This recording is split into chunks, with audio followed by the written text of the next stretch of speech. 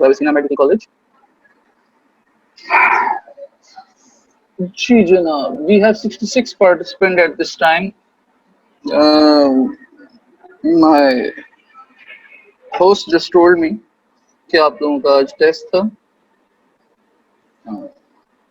I hope कि आप लोगों का टेस्ट अच्छा गया हो. आज के हमारे एजेंडास के अंदर we will finish the topic of metabolism of xenobiotics, इंशाल्लाह.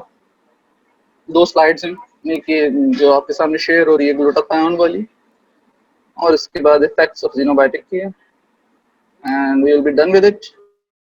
उसके बाद हम कुछ टाइम निकालेंगे मेटाबॉलिज्म ऑफ xenobiotic के लिए क्वेश्चंस पर. ठीक है,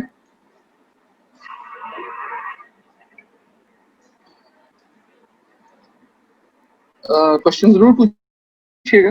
वैसे तो आप लोग इस वक्त काफी सैचुरेट हुए होंगे, एग्जाम दे के आए हैं, लेकिन फिर भी ऑफ कोर्स एक हमारा एकेडमिक करिकुलम सिस्टम है, वो चलता है, उसी तरह चलेगा.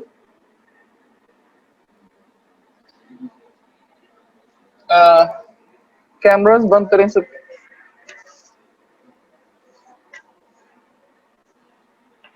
आप लोग खुद भी अपने कैमरास ऑफ करें प्लीज. Thank you. xenobiotics के बाद जो हमारा नेक्स्ट काम होगा क्वेश्चनिंग का, उसके बाद इंशाल्लाह हम शुरू करेंगे ऑन्कोजेनेसिस. ठीक है,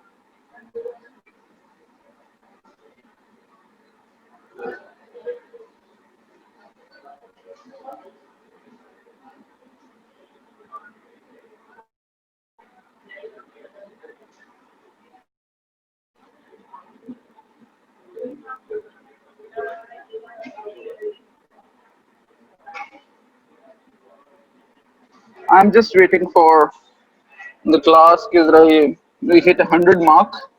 जैसे हम 100 का मार्क हिट करते हैं इंशाल्लाह 100 पार्टिसिपेंट्स पूरे हो जाते हैं, एक्सक्लूडिंग द 3, एक होस्ट और 2 मेरे जो लॉगिन्स हैं. 103 टोटल हो जाए. I will start the lecture इंशाल्लाह. ठीक है, हैव अ ब्रीदर, थोड़ा सा सांस लें, पानी शानी पिए. वैसे तो इतना मुश्किल काम नहीं था, आप लोग अपने कमरों में बैठ के कर रहे होंगे. अल्लाह खैर रखे. I believe Moodle is a very good way of communication.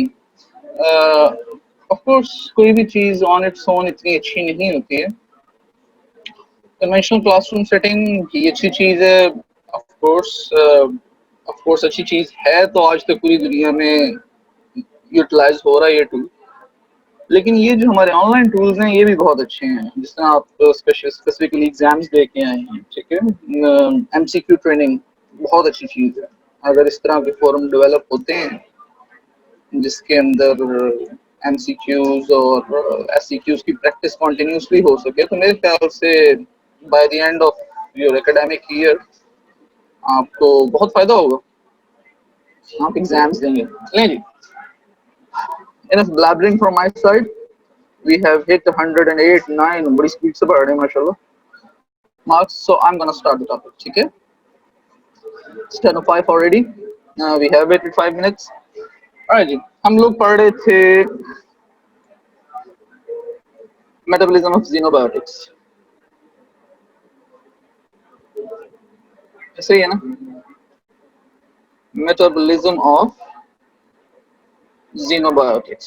xenobiotics वो चीजें होती हैं जो हमारे पास स्ट्रेंजर्स होते हैं, फॉरेनर्स होते हैं, बॉडी में हमारे इनकी कोई जरूरत नहीं होती. तो जैसे ये बॉडी में आते हैं, xenobiotics जैसी बॉडी में इंट्रोड्यूस होती हैं, वन वे और the other, they go to the phase 1 reactions. ठीक है, फेज 1 रिएक्शंस में हम लोगों ने देखा था हाइड्रोक्सिलेशन था, रिडक्शन था, डीएमिनेशन था, डीहैलोजिनेशन था, डीसल्फ्यूरेशन था। ठीक है, ये सारे के सारे हमारे पास होते हैं साइटोक्रोम P450 एंजाइम से। ठीक है, इसकी मैंने आप लोगों को नॉमेनक्लेचर बताया था थोड़ी थोड़ी, CYP साइटोक्रोम P450 को डिनोट करता है। उसके बाद अगर हम यहाँ पे 1 लिखते हैं तो दैट इज द फैमिली, अगर उसके बाद एक अल्फाबेट लिखते हैं दैट इज सब फैमिली, उसके बाद एक और डिजिट लिखते हैं तो that is the member of the sub family. ये इसका नॉमेनक्लेचर।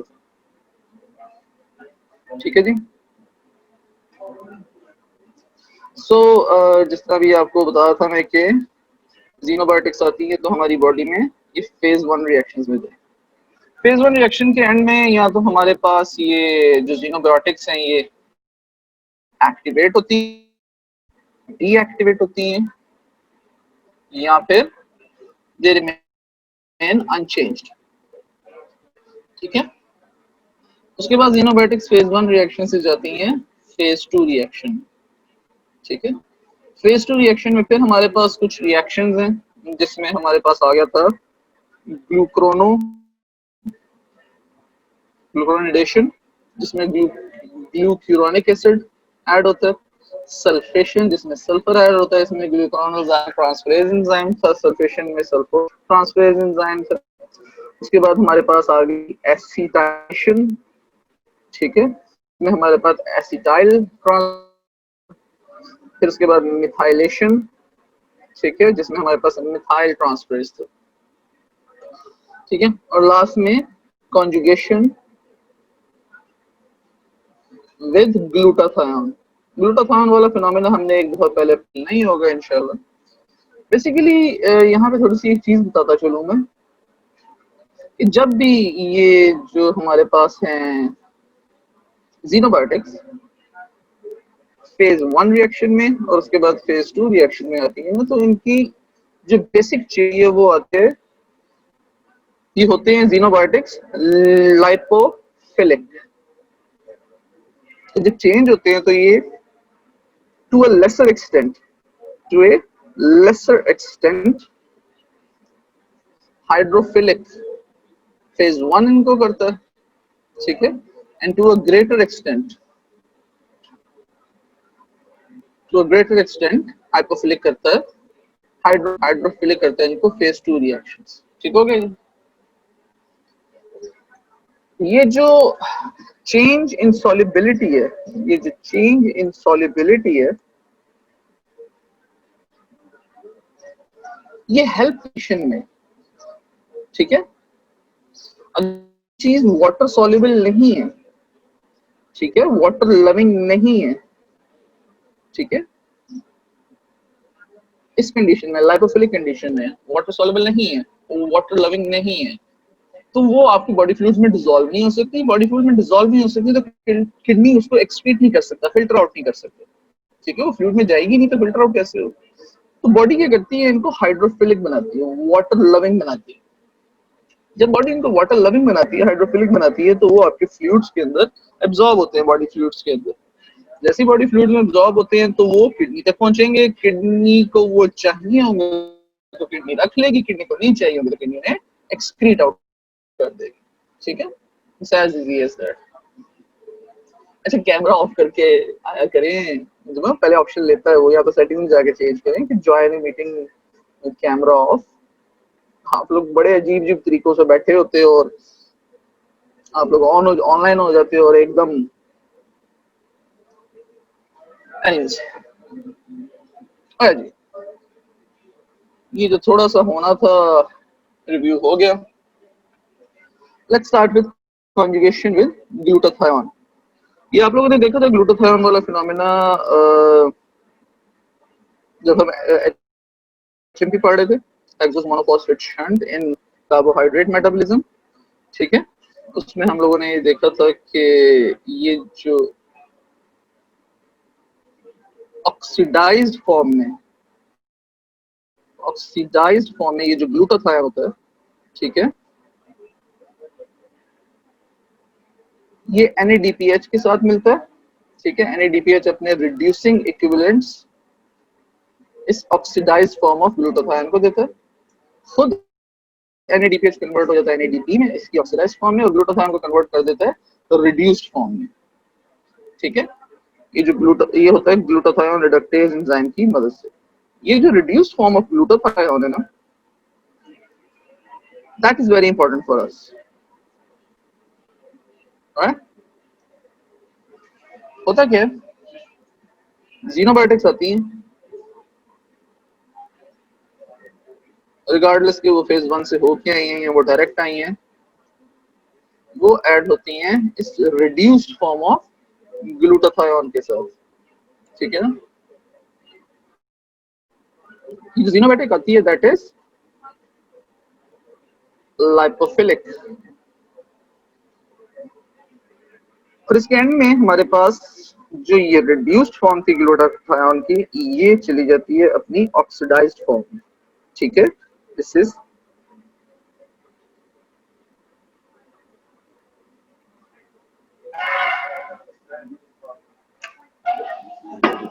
एक सेकंड होल्ड कीजिएगा, जरा होस्ट पे प्रॉब्लम आई है, मैं सॉल्व कर लूं, छोड़े।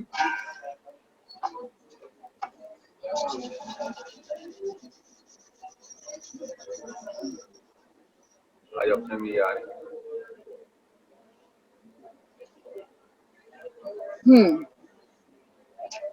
ऑप्शन ही नहीं, ऑप्शन ही नहीं आ रही सर। 2 मिनट दे देना, मैं आईटी वाले अब जाओ, आईटी वाले को बोलो। इतनी देर में कोशिश करता हूँ इसको। अच्छा, आप लोग मुझे सुन तो सकते ही हैं, जितनी देर मैं इसको जरा ट्रबल शूट कर लूँ, आईटी वाले आ जाएं। Let's continue. ये जो रिड्यूस्ड फॉर्म है ग्लूटाथायोन की, ये चेंज होती है ऑक्सीडाइज्ड फॉर्म में, ठीक है। और ऑक्सीडाइज्ड फॉर्म में चेंज हो जैसे ये होती है, ये जो हमारे पास जीनोबायोटिक एक लिपोफिलिक कंडीशन में था, ये कन्वर्ट हो जाता है हाइड्रोफिलिक कंडीशन में। और जैसे ये हाइड्रोफिलिक कंडीशन में कन्वर्ट होता है, तो जिस तरह मैंने अभी बताया आपको कि ये चला जाता है आपके फ्लूइड्स के अंदर। एक से होल्ड कीजिएगा, क्या एरर आता है जी।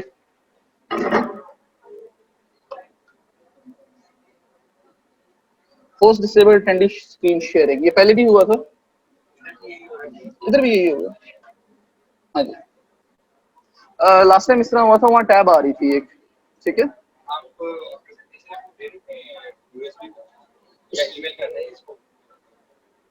अच्छा, तो दिखाऊंगा कैसे? I have to write on the screen along with the, एक सेकंड जरा म्यूट।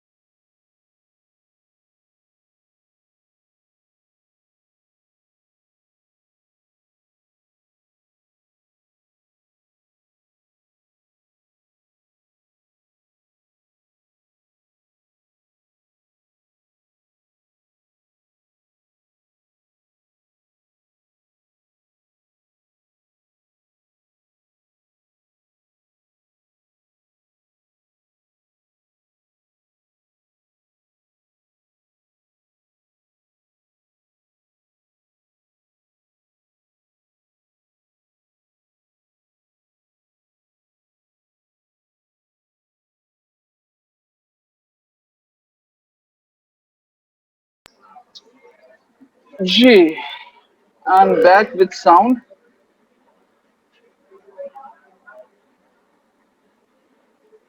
लेकिन अलास के हमारे पास स्क्रीन शेयर का मसला है। सर ईमेल एड्रेस को बोला लिख लें, जो उसमें से आप वो सर कह रहे वो सर को दे दें ईमेल एड्रेस, वहाँ पे चल जाएगा आपका ईमेल एड्रेस। वैसे हो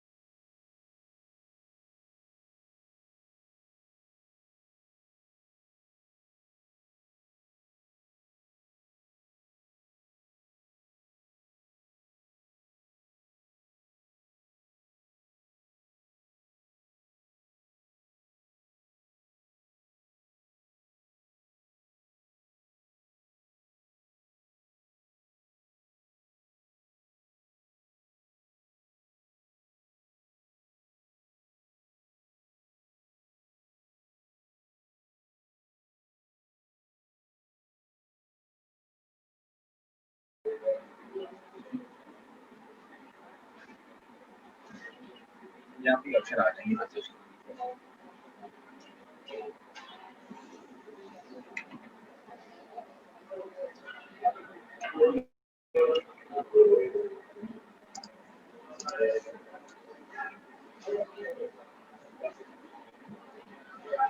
जी, अस्सलाम वालेकुम रहमतुल्लाह again.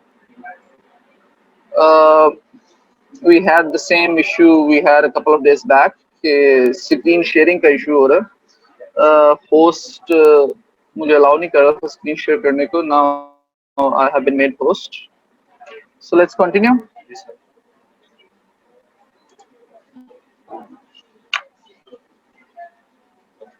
लेट्स कंटिन्यू जी। जीनोबायोटिक्स है, थोड़ा मुझे थोड़ा आपको बेयर करना पड़ेगा मुझे साथ, क्योंकि मैं ये एनोटेशंस के लिए ना, ये जो मैं स्क्रीन पे लिखता हूँ एनोटेशंस के लिए ना, मुझे मोबाइल यूज करना पड़ता है, ये लैपटॉप पे होती नहीं। तो इन एनोटेशंस के लिए वो जो मोबाइल की ऐप है जूम की, वो यूज करनी पड़ती है, जिसकी वजह से एक इशू होता है कि मैं कॉन्टिन्यूसली एडमिट नहीं कर सकता हूँ। I will keep on going back to the participant page to add any participant who are waiting in the waiting room, इंशाल्लाह। Please bear with me. और जी, तो जो जीनोबायोटिक हमारे पास लाइपोफिलिक थे, ये कन्वर्ट होते हैं किसमें? इनएक्टिव मेटाबोलाइट्स में। इनएक्टिव मेटाबोलाइट्स में जो क्या होते हैं? हाइड्रोफिलिक होते हैं। By the help of glutathione, by the help of glutathione, glutathione खुद रिड्यूस्ड फॉर्म से आपके पास ऑक्सीडाइज्ड फॉर्म में कन्वर्ट हो जाता है। ठीक है, तो ये एक किस्म का रिडॉक्स रिएक्शन है। ठीक है, क्वाइट सिंपल। रिडॉक्स रिएक्शन भी आप लोगों ने पहले पढ़े हुए हैं, आप लोगों ने ये भी देख लिया। So that is how glutathione acts in phase 2 in the metabolism of biotics। ठीक हो गया जी। नेक्स्ट हमारे पास आया था comparison of phase 1 and phase 2 reactions. ठीक है, सिंपल है। Types of reaction phase 1 and phase 2। जो रिएक्शंस होते हैं फेज 1 में, हाइड्रोक्सिलेशन, हाइड्रोक्सिल ग्रुप ऐड होता है, डीएमिनेशन, अमीनो ग्रुप रिमूव होता है, डीहैलोजिनेशन, हैलोजन ग्रुप रिमूव होता है, reduction that is gain of electron, desulphuration, sulphur remove होता है, एपॉक्सीडेशन, एपॉक्सीडेशन आपको मैंने उस दिन भी बताई थी।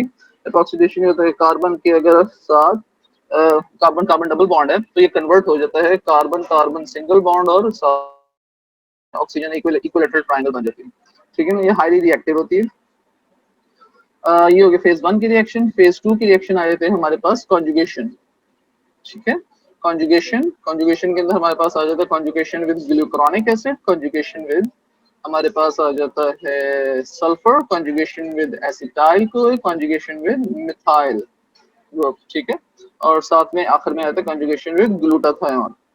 ठीक है, इनके अपने अपने एंजाइम्स हैं। ग्लूकुरोनिक एसिड तो ग्लूकुरोनाइल ट्रांसफरेज, सल्फर हो तो सल्फर ट्रांसफरेज, एसिटाइलेशन हो तो एसिटाइल ट्रांसफरेज, मिथाइलेशन हो तो मिथाइल ट्रांसफरेज, और कॉन्जुगेशन ऑफ ग्लूटाथायोन तो भी हम लोगों ने देखी। ये जो फेज 1 रिएक्शन है ये होते हैं साइटोक्रोम P450 से। दूसरा इसका point increase in hydrophilicity. Phase 1 reaction में टू अ लेसर एक्सटेंट होती है, फेज 2 रिएक्शन में टू अ ग्रेटर एक्सटेंट होती है जी। General mechanism, exposure of functional group होता है फेज 1 में, और एडिशन ऑफ पोलर कंपाउंड्स होते हैं फंक्शनल ग्रुप के साथ इन फेज 2। मकसद इसका यही है, ठीक है, इसकी हाइड्रोफिलिसिटी को ऑल्टर करना, हाइड्रोफिलिसिटी इंक्रीज करना। कॉन्सिक्वेंसेस हम देख लेते हैं। तो फेज 1 के जो कॉन्सिक्वेंसेस हैं that is metabolic activation and facilitation of excretion, और फेज 2 में तो सीधा सीधा एक्सक्रीशन ही हो रही होती है। जितने भी कॉन्जुगेशन रिएक्शंस हैं ये एक्सक्रीशन ही करवाते हैं अल्टीमेट। ठीक है, हाइड्रोफिलिसिटी को टू ग्रेटर एक्सटेंट इंक्रीज कर देते हैं, और बॉडी में से जो आपके हैं, बॉडी में से जो आपके हैं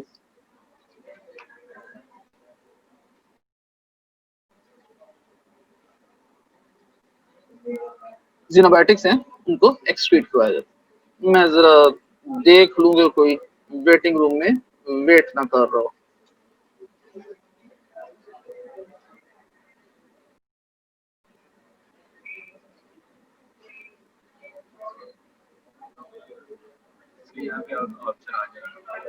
मैं इस पे होस्ट हूँ, उस पे नहीं, मैंने इससे करना होता है।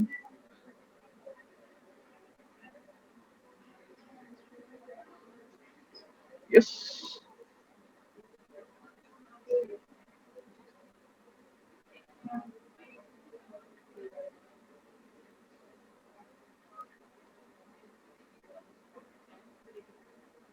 जी।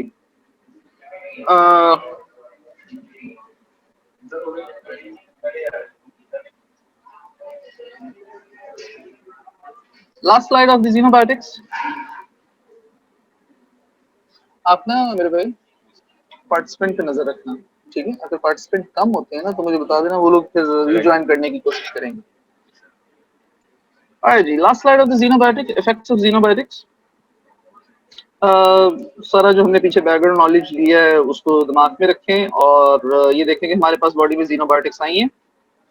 ठीक है, फेज 1 रिएक्शन ये जो हमारे सामने है साइटोक्रोम P450 वाला, ये फेज 1 रिएक्शन होता है।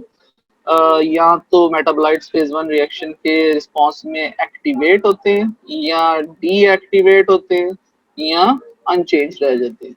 ठीक हो गया, यहाँ पे हमारे पास आ रहा है कि ये रिएक्टिव मेटाबोलाइट्स एक्टिवेट हो रहे हैं। ठीक है, जब ये मेटाबोलाइट्स एक्टिव हो जाते हैं तो इनकी आखिर दो ही ऑप्शन है बाद में, या तो ये फेज 2 रिएक्शंस में डीएक्टिवेट होंगे, नॉन टॉक्सिक मेटाबोलाइट में कन्वर्ट होंगे, या ये फेज 2 रिएक्शन के रिजल्ट में, ये दोनों फेज 2 रिएक्शन है, ये वाला भी और ये वाला भी। ठीक है, ये फेज 1 रिएक्शन। फेज 2 रिएक्शन के एंड पे या तो ये नॉन टॉक्सिक मेटाबोलाइट्स में कन्वर्ट हो जाएंगे, या फिर ये they will bind covalently to the macromolecules. ठीक है, मैक्रोमोलिक्यूल्स के साथ कोवलेंटली बाइंड करेंगे। जब ये मैक्रोमोलिक्यूल्स के साथ कोवलेंटली बाइंड करेंगे तो फिर तीन एंड रिजल्ट्स, तीन इफेक्ट्स आते हैं। ठीक है, पहला है जी direct cell injury. Of course अगर प्रोटीन्स के साथ ऐड होगा, कॉन्जुगेट कर जाता है, कोवलेंट बॉन्डिंग कर लेता है, तो वो जो बॉडी प्रोटीन्स हैं वो आपके सेल्स को इंजर करेंगी। ठीक है, क्योंकि these are not normal proteins.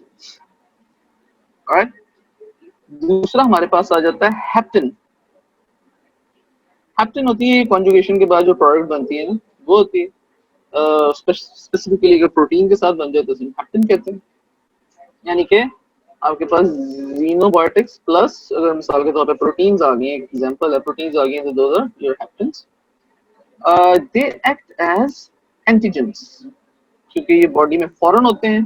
ठीक है ना, बॉडी में जैसे प्रोटीन होनी चाहिए, जब उसके साथ आके एक कॉन्जुगेट मिल जाता है, एक एडिशन हो जाती है xenobiotics, तो ये जो एक यूनिट बनता है पूरा xenobiotics प्लस प्रोटीन का, जिसमें हेप्टेन कहते हैं, it act as an antigen, क्योंकि बॉडी के लिए ये फॉरेन है। तो बॉडी इसके लिए एंटीबॉडीज बनाती है। एंटीबॉडी एंटीजन रिएक्शन होता है, और ultimate is cell injury. Last हमारे पास आ जाती है म्यूटेशन। ठीक है, if mutation occurs, mutation of course genes की होती है, if mutation occurs it will result in cancer and nothing else. ठीक हो गया, how it results in cancer, ये हम अभी अपना अगला टॉपिक शुरू करेंगे, ऑन्कोजेनेसिस, तो इंशाल्लाह उसमें हम इसको कवर अप कर देंगे। Alright ji, this is the end of our topic. If you have any questions, मेरे पास टाइम हो रहा है 10:27, 10:35 तक आप लोगों के पास टाइम है। अगर आप लोगों के पास कोई क्वेश्चन है तो वो जरूर दें। ठीक है, रिगार्डिंग दिस xenobiotic, अपना फीडबैक मुझे जरूर दें। Regarding your test, I would like to have your feedback.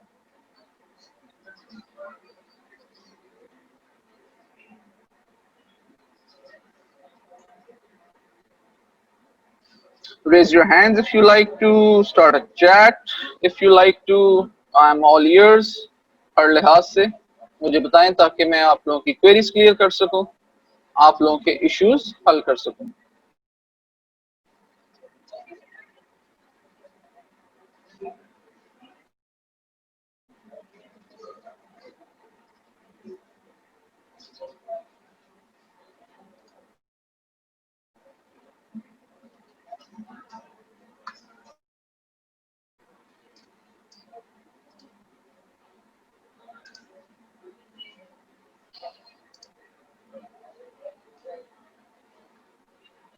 Ji, questions please.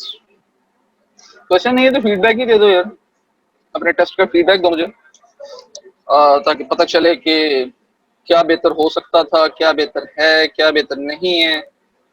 आप लोगों ने ये टेस्ट हल किया बायोकेमिस्ट्री का, किस तरह का लगा आप लोगों को, क्या चीजें बेहतर बनाई जा सकती हैं।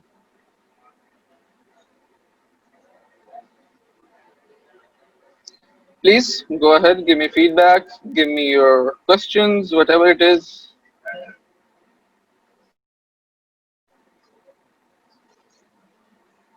I would like to answer some questions. अच्छा, मैं क्वेश्चन के लिए ना आप लोगों को इतना फोर्स वैसे करता हूँ कि क्वेश्चंस में ना सिर्फ आप लोगों की लर्निंग नहीं होती है, क्वेश्चन में मेरी भी लर्निंग होती है। I get to apply my knowledge. Of course I am not a know it all. अगर कोई चीज मुझे नहीं आंसर कर पाऊंगा तो I will go search it out. If I know something, I have some knowledge, आप से हर बंदा डिफरेंट तरीके से क्वेश्चन पूछ सकता है। I would get to apply my knowledge and try to make you understand the topic even greater. वैसे तो इतना मुश्किल टॉपिक नहीं है, क्वाइट इजी टॉपिक है। अच्छा, फीडबैक तो दे सकते हो ना, क्वेश्चन नहीं पूछ सकते हो। कम ऑन, हिम्मत करो, क्वेश्चन पूछना इतना मुश्किल काम नहीं होता है। Alright, I have something I think. So one पे लिखो।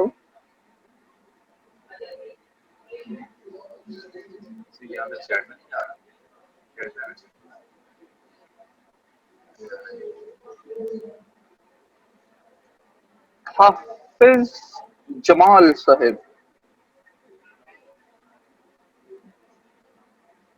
All right,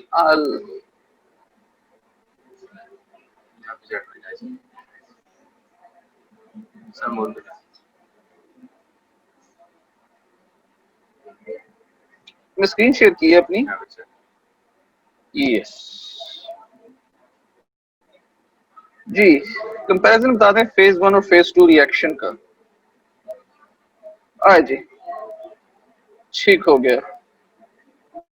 कंपैरिजन बताते हैं अभी आपको फेज 1 और फेज 2 रिएक्शन का, बिल्कुल बताएंगे.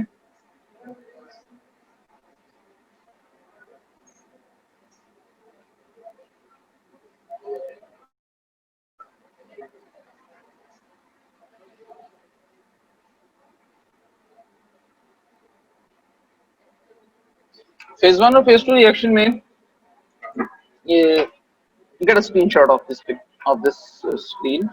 That would be quite easy for you. Hydroxylation phase 1 का रिएक्शन है. डीएमिनेशन फेज 1 का रिएक्शन है. Dehalogenation, reduction, desulphuration, epoxidation, all of these are carried out by cytochrome P450 monooxygenase enzyme system. ठीक है. Phase 2 के अंदर कॉन्जुगेशन आ जाती है. कॉन्जुगेशन में conjugation with glucuronic acid, conjugation with sulphur sulphation. ठीक है. conjugation with acetyl CoA, acetylation and methylation next. और lastly हमारे पास आ जाता है ग्लूटाथायोन. ग्लूकोनेडेशन होती है ग्लूकोनाइल ट्रांसफरेज से, होती है सल्फर ट्रांसफरेज से. एसिटाइलेशन होती है एसिटाइल ट्रांसफरेज से. मिथाइलेशन होती है मिथाइल ट्रांसफरेज से. और ग्लूटाथायोन हमारे पास रिड्यूस्ड फॉर्म में एक्ट करता है एंटीबायोटिक्स के साथ, जो हमारे पास लाइपोफिलिक होती है, और ये कन्वर्ट हो जाता है ऑक्सीडाइज्ड फॉर्म में. तो ये कन्वर्ट हो जाता है ऑक्सीडाइज्ड फॉर्म में, और जो हमारे पास मेटाबोलाइट्स बनाता है, वो जो इनएक्टिव मेटाबोलाइट्स होते हैं वो होते हैं हाइड्रोफिलिक फॉर्म. ठीक हो गया. हाइड्रोफिलिसिटी को देखें तो फेज 1 रिएक्शन के एंड पे hydrophilicity to a lesser extent होती है, लेकिन होती जरूर है. जो लाइपोफिलिक है वो हाइड्रोफिलिक में कन्वर्ट हो रहे होते हैं, but it is up to very great extent in the phase 2 reactions. General mechanism हमारे पास एक्सपोजर ऑफ फंक्शनल ग्रुप होता है फेज 1 में, और फेज 2 के रिएक्शन में होता है addition of polar compounds to the functional group. Consequences of the phase 1 reactions are metabolic activation of the xenobiotics and then facilitation of the excretion of those metabolites. और phase 2 reaction का जो consequence हमारे पास, that is facilitation of excretion one way or the other. ठीक हो गया जी.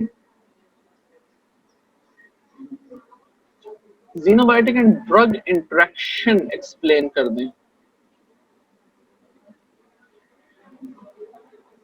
xenobiotics and drug interaction. आशना गौहर बेटा, ये जरा क्वेश्चन को अपना थोड़ा सा मुझे elaborate कर दो. Let me open up your mic so that I may understand the question.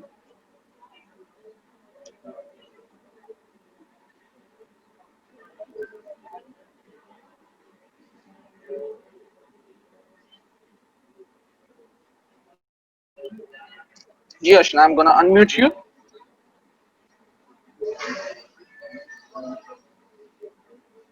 जी आशना फरमाइएगा, ये आप क्वेश्चन क्या पूछना चाह रहे हैं कि xenobiotic और ड्रग इंटरेक्शन एक्सप्लेन कर दें, थोड़ा एलैबोरेट करें इसे प्लीज.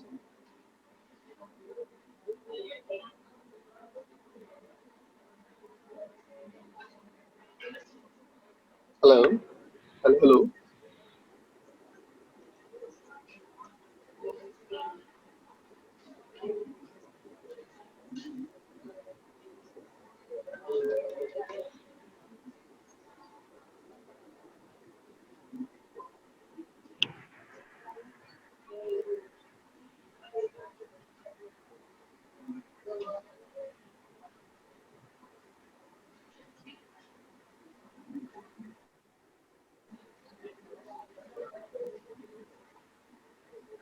अच्छा, induction of cytochrome P450.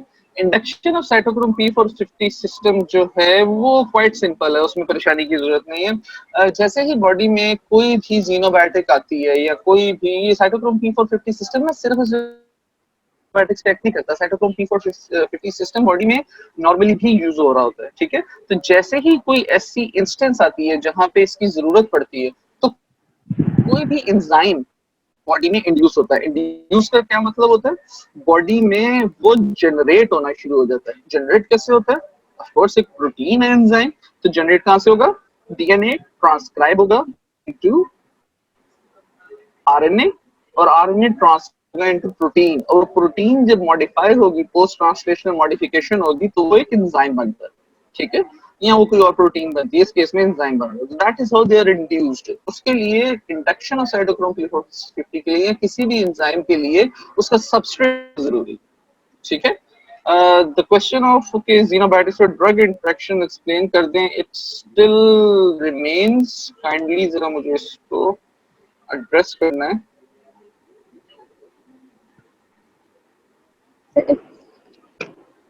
Ji.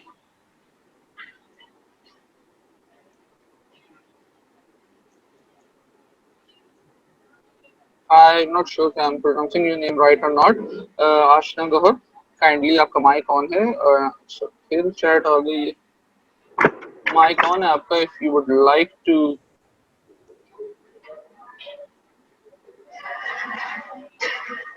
It's related to warfarin, कैसे? अच्छा, आप आशना ये जो भी बात कर रहे हो, alright ji. It's related to warfarin, कैसे? अच्छा आशना बेटा, ये देखें आप ना, ये सेंड टू एवरीवन लिखा हुआ है ना यहाँ पे, इस सेंड टू एवरीवन को करें ताकि प्राइवेट नहीं, आपको क्वेश्चन सबको पता होनी चाहिए। इट्स रिलेटेड, वैसे मैं स्क्रीन शेयर कर रहा हूँ, सब देख ही रहे हैं, so there is no point doing it privately. It's related to warfarin कैसे। जी, वारफेरिन कैसे एक्ट करती है cytochrome P450? I had a slide right here. हमने देखा था थोड़ा सा इसको।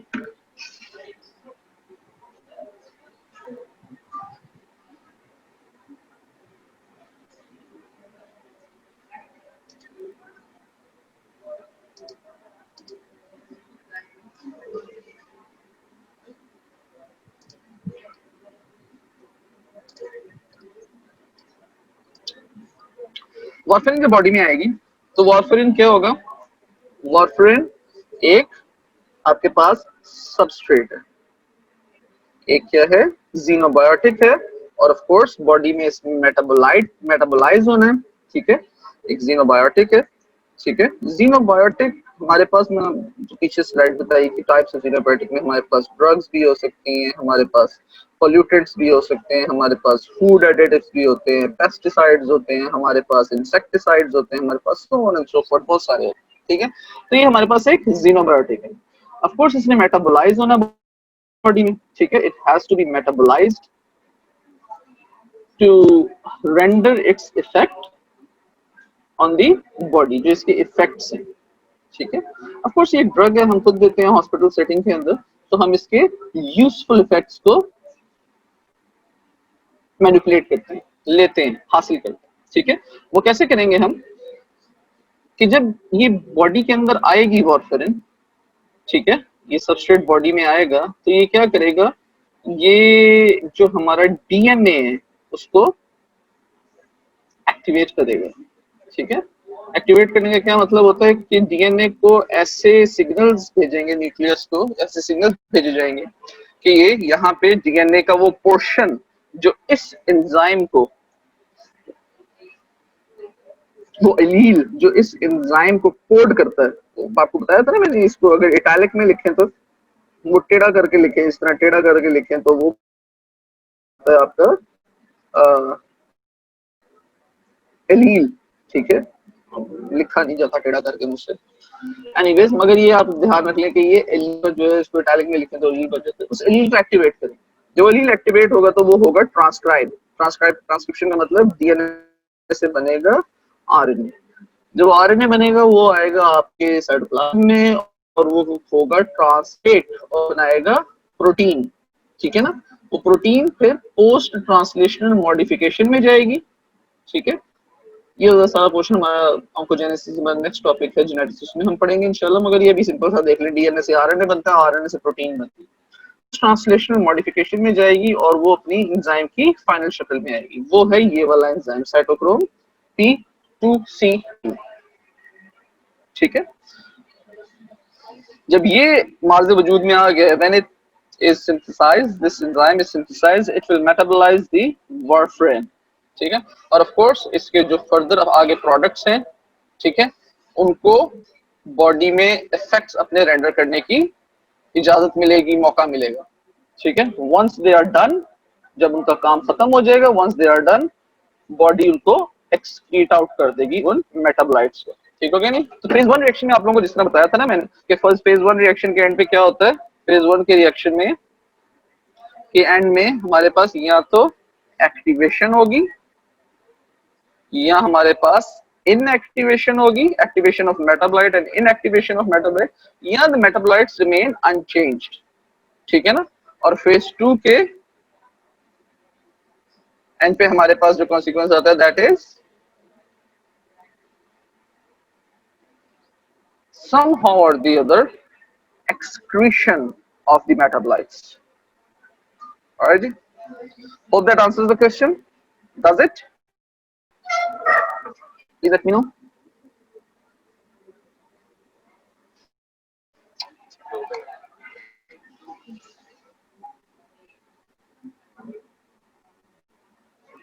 Alright ji, thank you very much बेटा, so very nice of you। लें बेटा जी, बताइए अब नेक्स्ट शुरू किया जाए। आप लोगों ने तो फीडबैक नहीं दिया मुझे इसका, अपने टेस्ट का फीडबैक दिया करो बेटा। फीडबैक नहीं दोगे तो काम कैसे चलेगा? फीडबैक के बगैर कुछ नहीं चलता।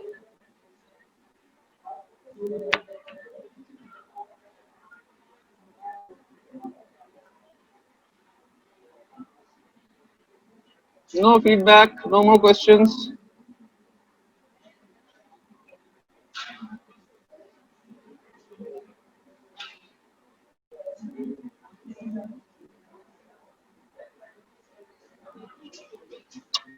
चलिए जी, let's start the new topic.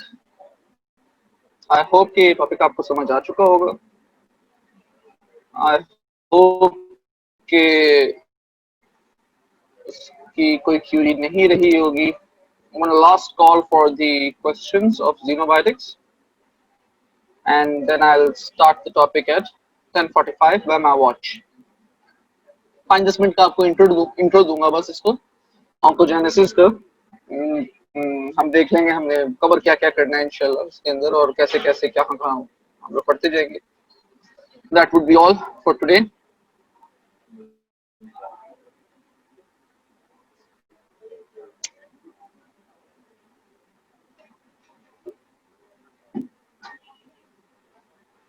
One last call for questions। अच्छा, वैसे मुश्किल काम है सर्चिंग करना और साथ में पढ़ाना, एक टाइम पे नहीं हो सकते भाईजान।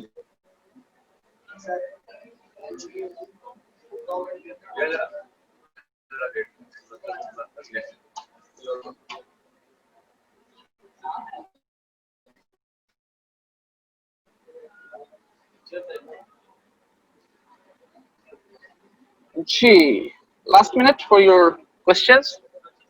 नालायकों को फीडबैक दे दो, कितनी दफा कहूंगा, पेपर दिया को फीडबैक दे दो, कुछ नहीं होता। कुछ बुरा जैसा भी है दे दो, अच्छा तो चलो रहने दो, अच्छे को तो मैंने क्या करना, को बुरा फीडबैक को दे दो, ताकि मेरी कमी कोताही हो तो I would be able to manage the next test. आप लोगों के अभी जितने भी टेस्ट हैं फिलहाल तो जिसमें मैंने आप लोगों को बताया था मैंने ही बनाने हैं। देखो लर्निंग जो है ना एक माइंड एफर्ट होती है। मैं अकेला दीवार के साथ सर पीटता रहूंगा तो मेरा सिर फट जाएगा। ठीक है ना? You have to participate somehow or the other। Alright ji, it's 10:45। I'm gonna start my topic।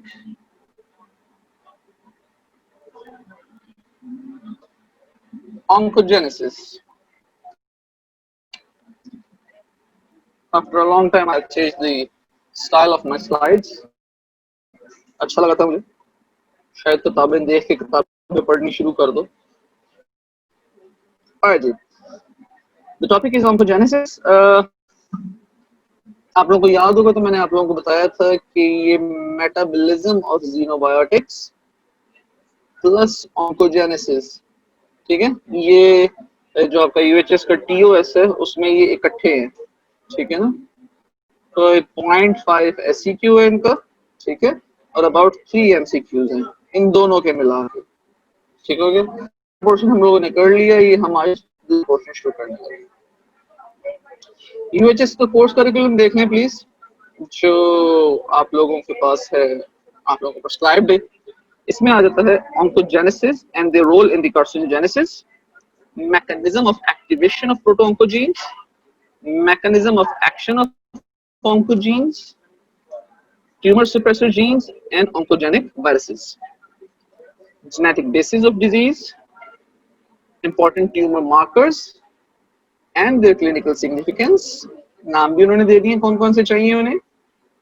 कार्सिनो embryonic antigen, alpha fetoprotein, human chorionic gonadotrophin, calcitonin और प्रोस्टेटिक एसिड फॉस्फेटेज। अच्छा, ये आपको ना मिलेंगे, जो आपका टॉपिक है मेडिकल, सॉरी मेडिकल लिख दिया, बायोकेमिकल जेनेटिक्स का आपका टॉपिक होगा आपके यूएचएस के कोर्स के अंदर। उसके अंदर जो आपके पास 8th क्लॉज, 9th क्लॉज और 10th क्लॉज है, वो ये वाला पोर्शन है हमारे पास ऑन्कोजेनेसिस का, जो हम यहाँ पढ़ेंगे। बाकी जो बायोकेमिकल जेनेटिक्स है वो इंशाल्लाह हम इसके बाद शुरू करेंगे ऑन्कोजेनेसिस के बाद, ठीक हो गया जी। ये है आपका यूएचएस का कोर्स करिकुलम। यूएचएस का कोर्स करिकुलम ना हमेशा जरा ये नरेशन में होता है, मुझे अच्छा नहीं लगता, तो I tend to devise the topics that we should cover. जो टॉपिक्स हम कवर करेंगे वो होंगी डेफिनेशंस, ये जितनी भी अल्फाज हमने भी पीछे देखे हैं इन सबको डिफाइन करेंगे। फिर हम role of oncogenesis in carcinogenesis को देखेंगे। Then we will have a notion about the mechanism of activation of proto-oncogenes, mechanism of action of oncogenes, ठीक है, activation of proto-oncogenes and action of oncogenes. Then we will go to the genetic basis of disease. Then we will go to the tumor markers and their clinical significance। और जो 5 इन्होंने लिखे हैं यहाँ पे वही 5 हम पढ़ेंगे इंशाल्लाह ताला। वैसे तो ट्यूमर मार्कर्स की बहुत लंबी लाइन है, एक इंशाल्लाह मैं आप लोगों को नाम सबके बता दूंगा, ठीक है, लेकिन डिटेल में जो हम स्टडी करेंगे वो ये है carcino embryonic antigen, alpha fetoprotein, human chorionic gonadotrophin और कैल्सिटोनिन और प्रोस्टेटिक एसिड फॉस्फेटेज, ठीक हो गया। सो इंशाल्लाह by the end of the topic we will learn all these things इंशाल्लाह। आपके रिसोर्सेज हार्पर 30th एडिशन में चैप्टर 56 है, ठीक है। ऑफ कोर्स अगर किसी के पास हार्पर 30th एडिशन नहीं है, 31st to 32nd एडिशन है, तो जो चैप्टर का नाम है that is cancer and overview. और जी ये वाला चैप्टर देख लीजिएगा, जो सी भी आपके पास एडिशन है उसके अंदर आपको इसका सारा मटेरियल अवेलेबल हो जाएगा इजीली, ठीक हो गया जी। Let me go have a look, waiting में तो नहीं है, ये ना जरा मसला होता है, अभी साथ साथ देखना पड़ेगा, कोई बात नहीं, इंशाल्लाह मुझे उम्मीद है कि आईटी वाले हमारे इसको देख लेंगे।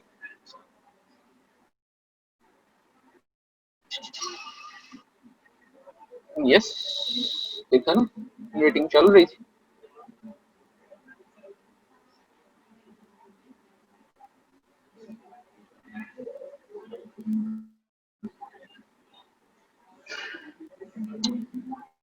नहीं जी, हमारा जो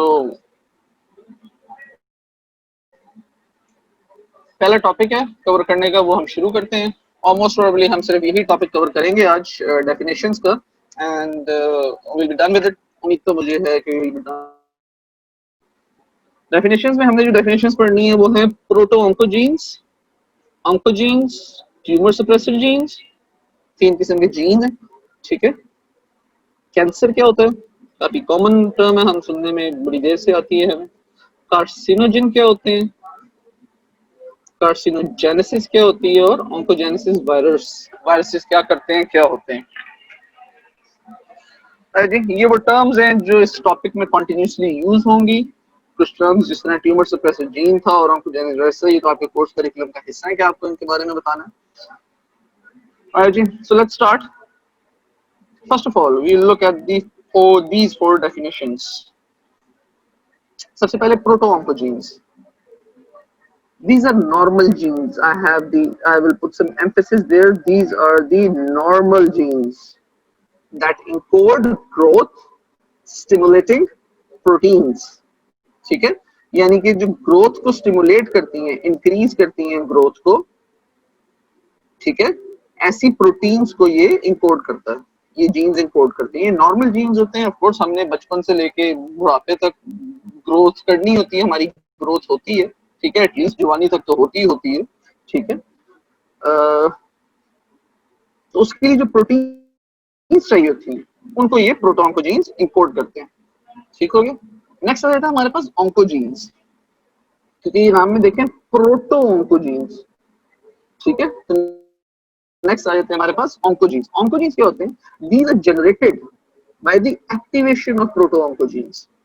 अच्छा, अभी यहाँ पे थोड़ी एक चीज देखने वाली है।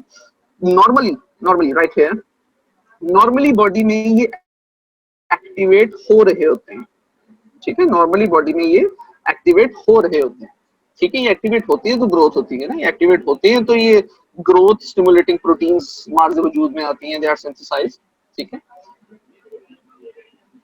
लेकिन इसका एक नेगेटिव फीडबैक मैकेनिज्म भी है। अगर ये पॉजिटिव है तो इसका एक फीडबैक मैकेनिज्म भी है, that is tumour suppressive gene, ठीक है। ट्यूमर सप्रेसिव जीन क्या करते हैं? इस ग्रोथ को रिड्यूस करते हैं, ठीक है, क्वांटिटी, तो ये बैलेंस में रहता है।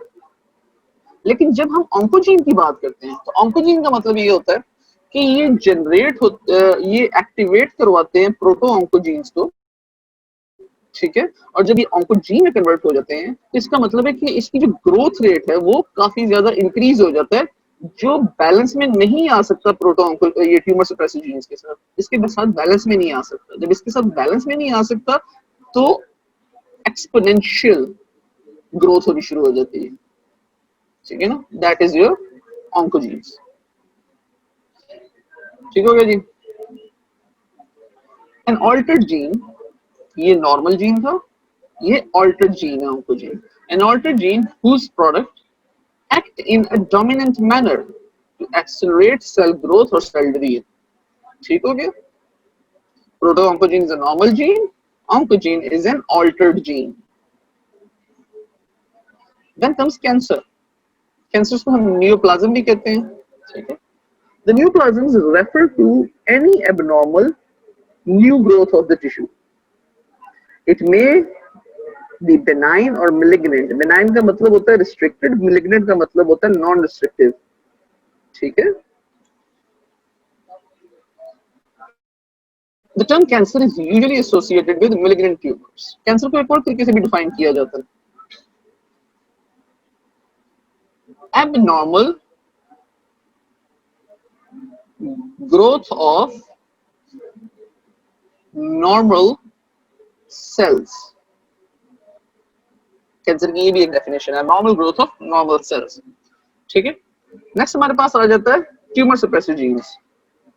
Tumour suppressive genes encode the proteins that normally suppress cell growth, ठीक है। ये भी नॉर्मल जीन्स होते हैं, ठीक है, ये भी नॉर्मल जीन्स है। तो जैसे मैंने आपको बताया था, प्रोटोऑन्कोजीन क्या करते हैं? ग्रोथ को स्टिमुलेट करते हैं। तो ये ट्यूमर सप्रेसिव जीन की आप डेफिनेशन देखें तो ये क्या कर रहे हैं?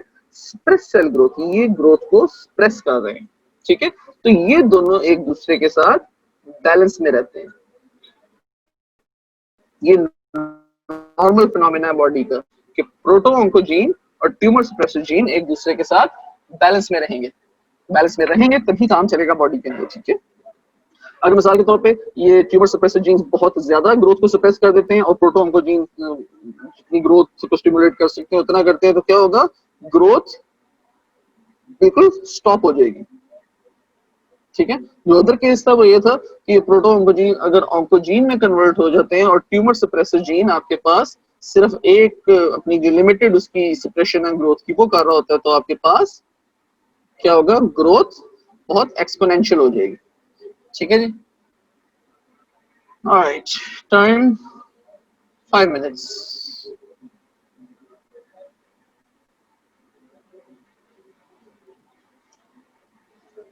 Proto-oncogenes क्या थे? Normal genes that stimulate growth proteins. ये कन्वर्ट होते हैं ऑन्कोजीन्स के अंदर, ठीक है, थोड़ी बहुत चेंज होती है उनमें, ऑन्कोजीन में कन्वर्ट हो जाते हैं और एक्सपोनेंशियल ग्रोथ करवा देते हैं। दूसरी तरफ हमारे पास ट्यूमर सप्रेसिव जीन्स हैं जो क्या काम करते हैं? This suppress cell growth. अगर ट्यूमर सप्रेसर जीन्स जो सप्रेस करते हैं ग्रोथ को, अगर वो इनएक्टिवेट हो जाए तो क्या होगा? ट्यूमर सप्रेसर जीन का अपना काम क्या है कि वो ग्रोथ को सप्रेस कर रहे हैं, ग्रोथ को कम कर रहे हैं। अगर ये इनएक्टिव हो गए तो इसका क्या मतलब होगा कि ग्रोथ इंक्रीज हो जाएगी, ठीक है। So the activation of proto-oncogenes into oncogenes and the suppression of tumor suppressive genes result in the exponential increased rate of growth that leads to cancer. With this point, I'm going to stop my lecture. इंशाल्लाह जो बाकी definitions रह गई हैं, carcinogen, carcinogenesis, oncogenic biases, हम इंशाल्लाह अपने next lecture में करेंगे, day after tomorrow. Tomorrow we don't have biochemistry lecture, day after tomorrow at 11 o'clock we will continue this from here. If you have any questions, please go ahead, ask them away. I have good 3 minutes left. I don't want to get indulged into further discussion of the topic. वैसे भी मैं समझ सकता हूँ आप लोग कितने saturate होके आए हो, है ना? नहीं जी, सईद अजीज साहब आप भी तशरीफ ले हैं।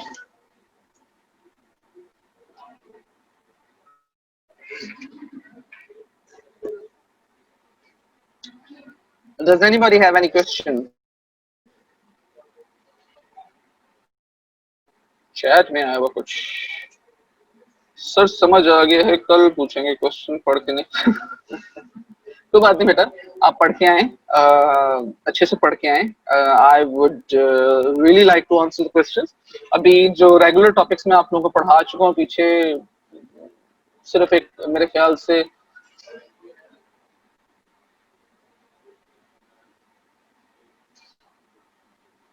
अगर ट्यूमर सप्रेसिव जीन ज्यादा हो जाए तो ग्रोथ सप्रेस होगी, बिल्कुल होगी। अगर ट्यूमर सप्रेसिव जीन ज्यादा एनहांस हो गए हैं, ज्यादा ही अपने आप को एक्सप्रेस करना शुरू कर दिया उन्होंने, तो इसका मतलब है कि वो ऐसी प्रोटीन्स बना रही हैं जो ग्रोथ को सप्रेस कर रही हैं। और अगर वो ऐसी प्रोटीन्स बना रहे हैं ज्यादा जो ग्रोथ को सप्रेस कर रही हैं, तो इसका मतलब है कि जी ग्रोथ रुक जाएगी। तो कैंसर तो एबनॉर्मल ग्रोथ ऑफ सेल्स है। हाँ जी, cancer abnormal growth of cells, ठीक है। ट्यूमर सप्रेसर जीन जो मैंने कैंसर वाली स्लाइड में बताया, उसमें ये मैंने बताया कि ट्यूमर सप्रेसर जीन्स जो सप्रेस करते हैं ग्रोथ को, अगर वो रुक जाते हैं ना, कम कर देते हैं, उनकी वो जो सप्रेशन की पावर है, उनकी वो जो ग्रोथ को रोकने की पावर है वो कम हो जाती है, तो ग्रोथ इंक्रीज होना शुरू हो जाती है under the influence of proto oncogenes जो ऑन्कोजीन्स में कन्वर्ट होते हैं, और ऑन्कोजीन्स जो आपकी ग्रोथ को एनहांस करवा रही है। जो आपका डिफेंस मैकेनिज्म है बॉडी का वो तो खत्म हो गया ना ट्यूमर सप्रेसर जीन इनएक्टिवेट होने की वजह से। So that is what happens, ठीक है। बाकी अभी 1 मिनट है मेरे पास।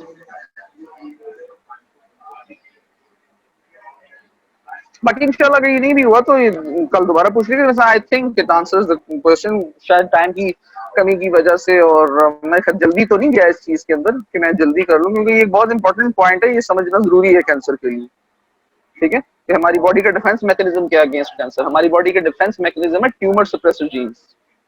ट्यूमर सप्रेसिव जीन्स हमारी बॉडी का डिफेंस मैकेनिज्म, ठीक है। अगर ट्यूमर सप्रेसिव जीन्स हो ही ना बॉडी के अंदर, तो वो तो प्रोटो ऑन्कोजीन्स ही आपकी जान मार देंगे, कॉन्टिन्यूसली आपको तंग करते रहेंगे, इतनी ज्यादा ग्रोथ कर देंगे जिसकी हद कोई नहीं है। इसकी मेरे पास आगे एक बहुत प्यारी स्लाइड है, you will get to understand it. ले जी, my time is up, I am gonna sign off, see you day after tomorrow at 11 a.m. Allah Hafiz.